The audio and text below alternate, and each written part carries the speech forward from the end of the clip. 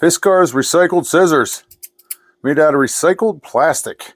You know, we all have our favorite set of scissors, and these ones are mine, and I've had them for quite a while, and they're holding up great. They've got these contoured handles on here that allow me to get, I got big hands, allow me to get 2 fingers in there, 3 fingers in there. They just cut great. They're really comfortable to use in my hand. I know scissors are scissors for the most part, but I love Fiskars products. They make great pruning shears and all that kinds of stuff, so this is what they do. And these things just cut awesome.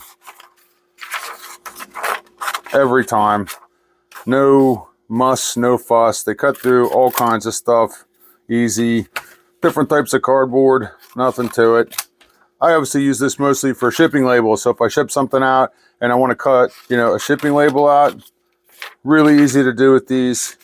And that's why they're my favorite. And they're always in the drawer right where I need them. So if you look for a good pair of scissors, long-lasting scissors that are just good around the house scissors. Obviously, they're not for anything but cutting paper and so forth. Check out these ones by Fiskars. Good stuff.